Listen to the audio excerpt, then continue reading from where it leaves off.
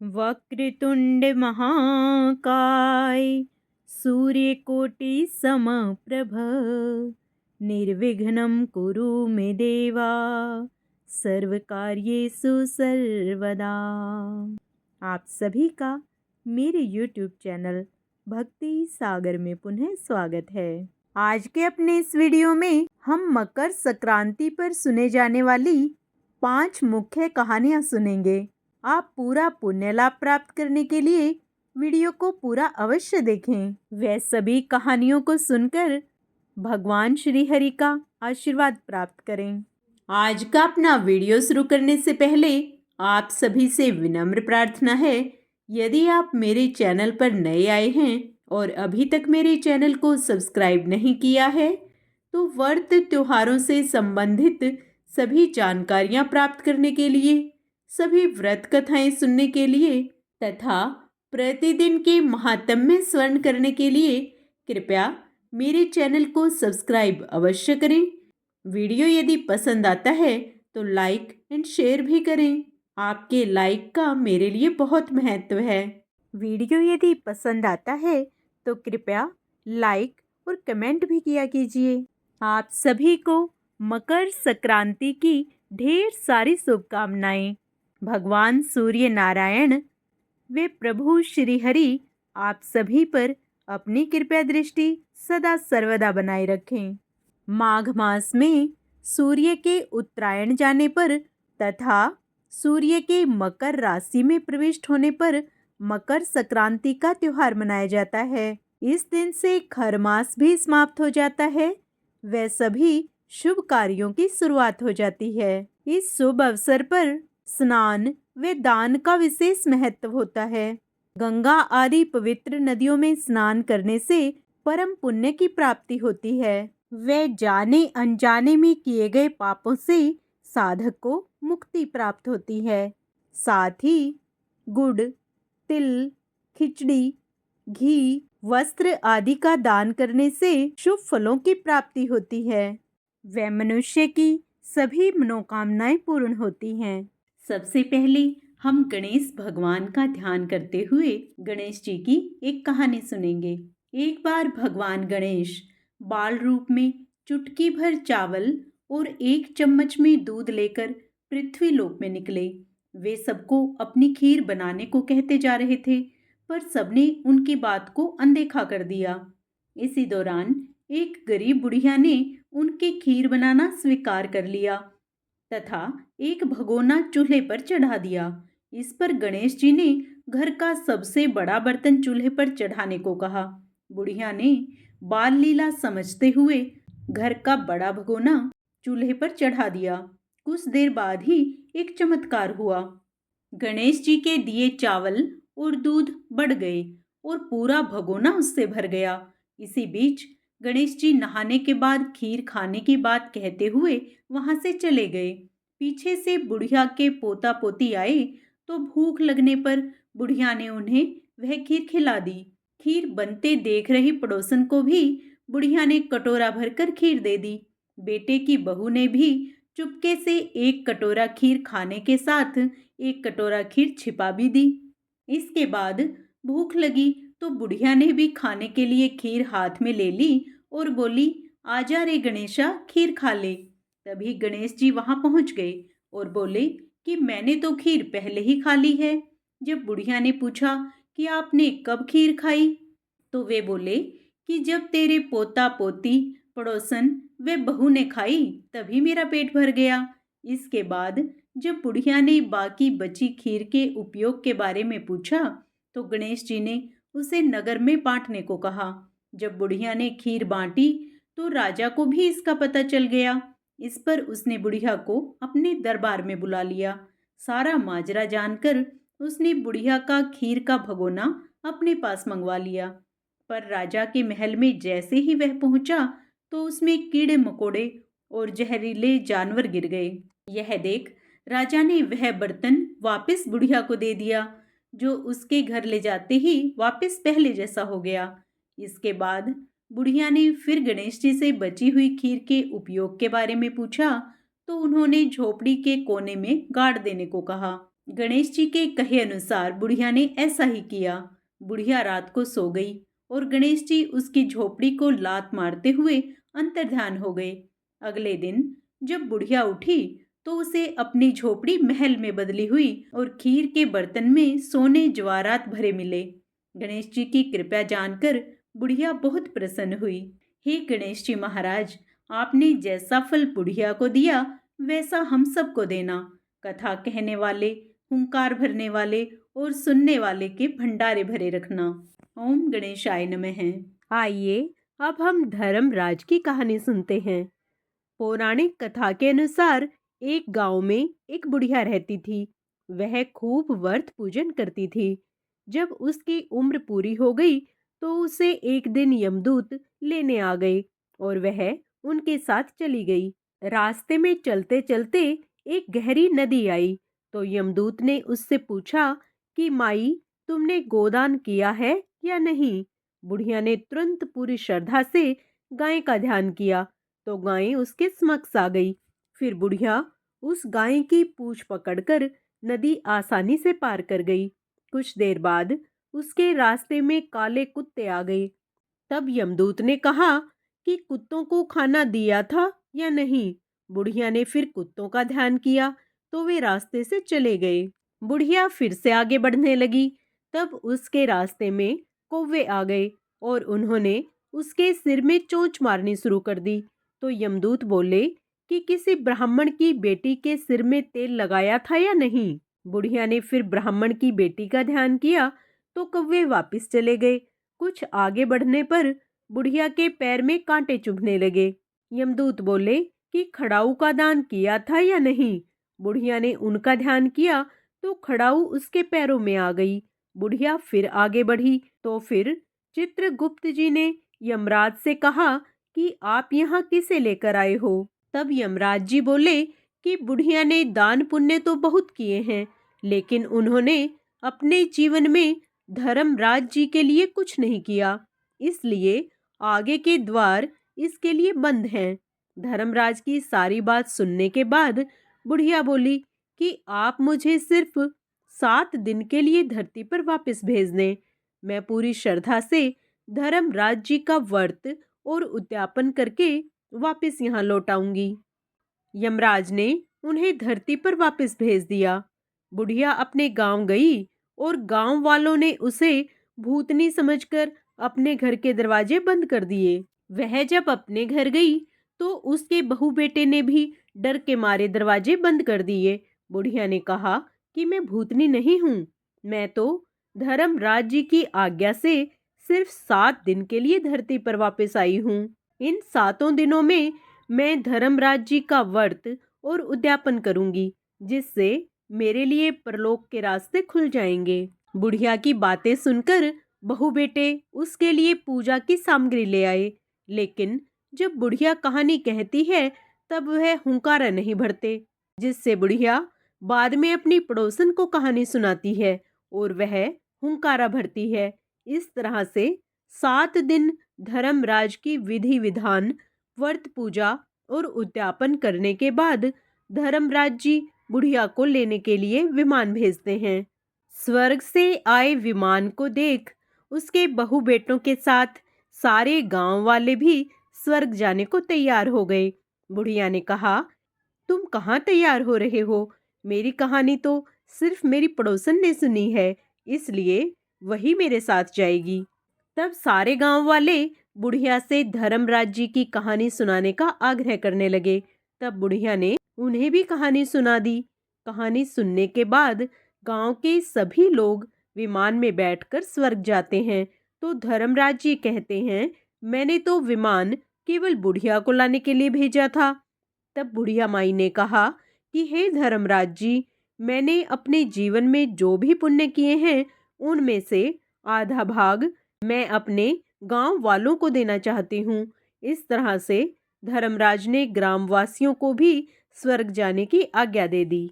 हे धर्मराज महाराज, जैसे आपने बुढ़िया और उसके गांव के सभी लोगों को स्वर्ग में जगह दी, उसी तरह से हमें भी देना। साथ ही कहानी सुनकर हुंकारा भरने वालों को भी और कहानी कहने वाले को भी परलोक में जगह देना। धर्मराज महाराज जी की जय। यमराज महाराज जी की जय। अब सुनते हैं पोपा बाई की कहानी। किसी गांव में एक भाई बहन रहते थे। भाई की शादी हो गई थी, लेकिन उसकी बहन की शादी नहीं हुई थी। बहन का नाम पोपा बाई था। पोपा बाई हमेशा व्रत और नियम करती थी। एक दिन उसके भाई भाभी ने उससे शादी के लिए कहा, तब उसने शादी के लिए मना कर दिया।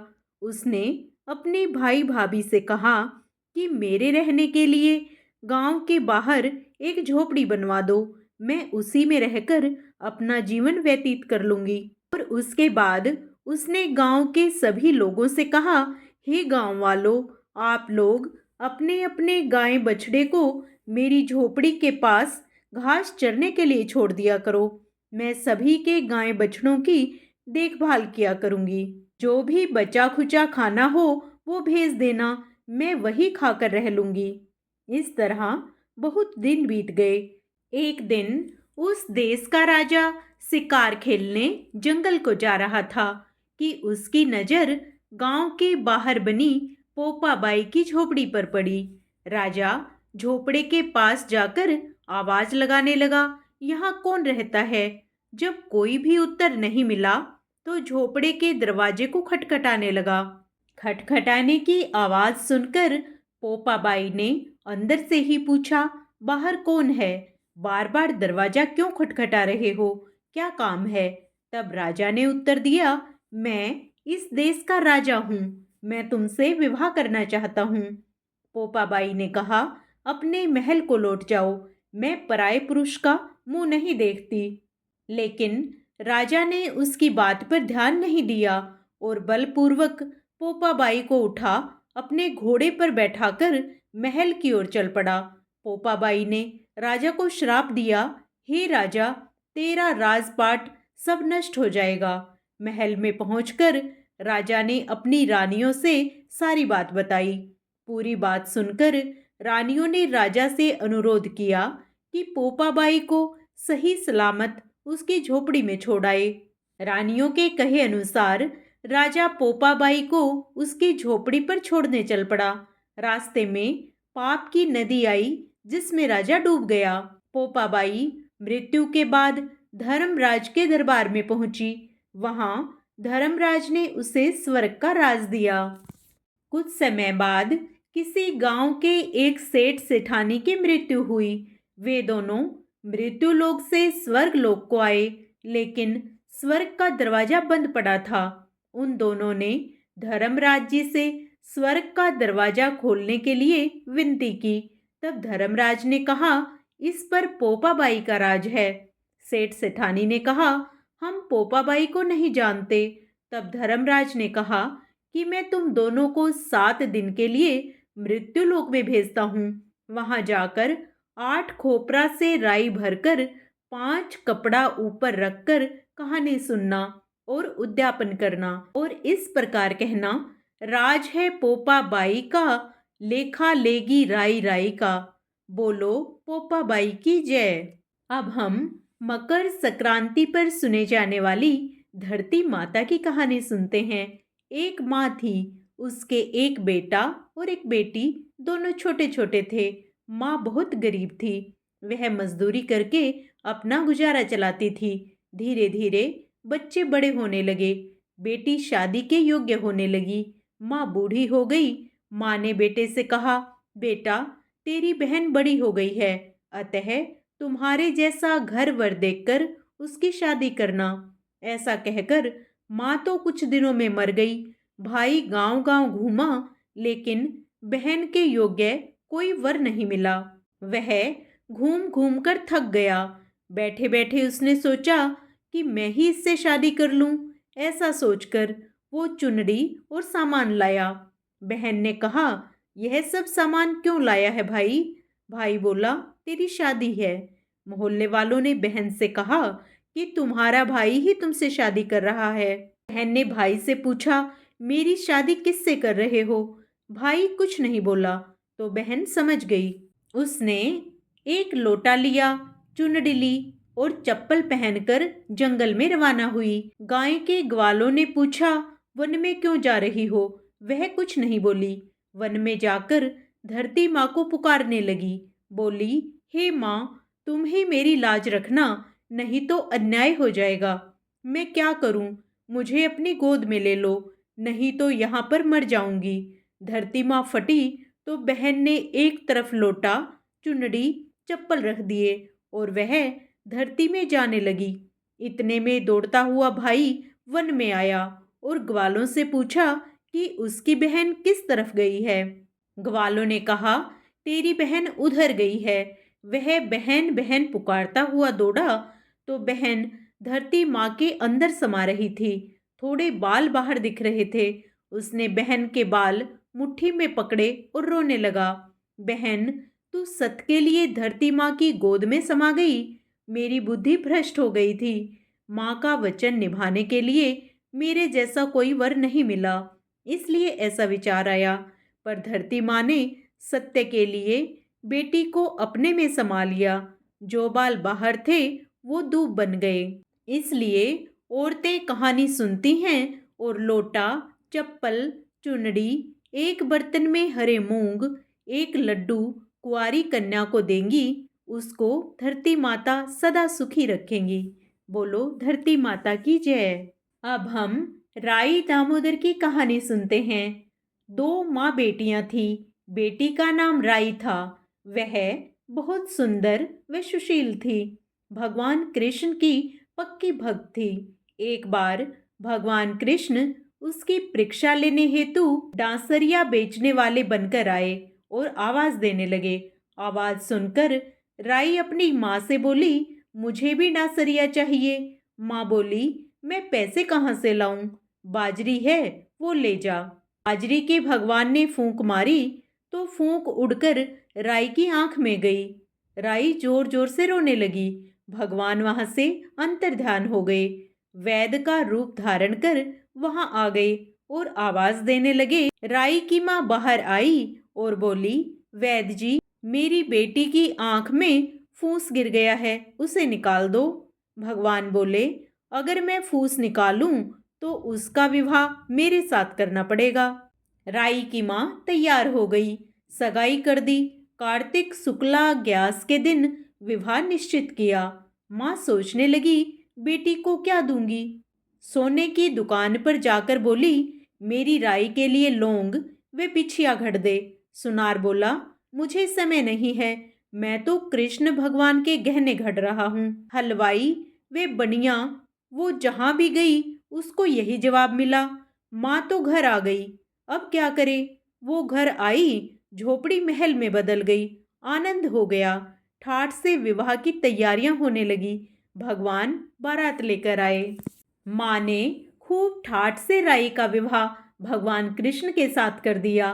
भगवान राई को लेकर द्वारिका गए तो राई के महल में ही रहने लगे। दूसरी रानियां इससे चिढ़ने लगी। सावन में राई पीहर गई। भगवान ने सोचा, राई के तीज भेजूं। 7 जरी के बेस व 5 सोने के पचेटे रखे। 2 हंसी को बुलाया। वे बोले, सीधे राई के पीहर जाना, कहीं मत रुकना।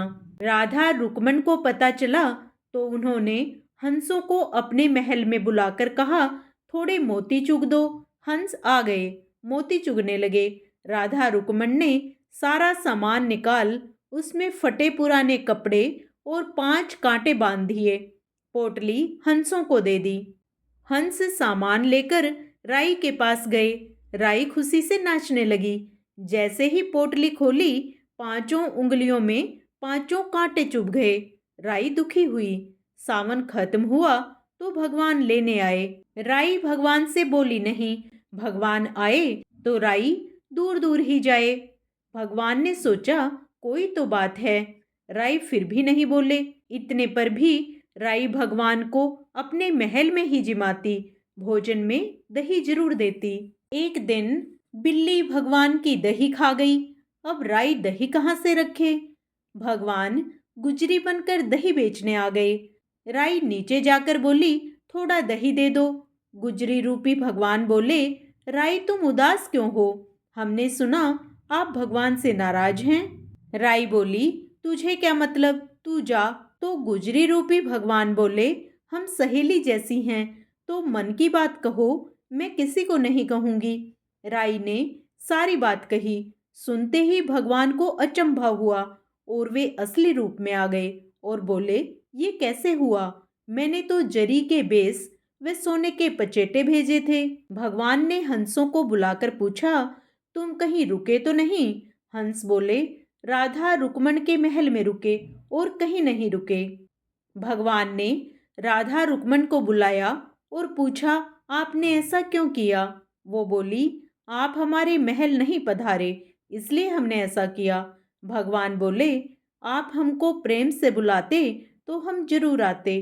फिर भगवान बोले, कार्तिक का महीना राई को दूंगा, 5 दिन पचतित्या राधा रुक्मण को, व 11 सत्यभामा को दूंगा। भगवान ने सबको मान दिया। हे भगवान, राधा रुक्मण राई को मान दिया, वैसा सबको देना।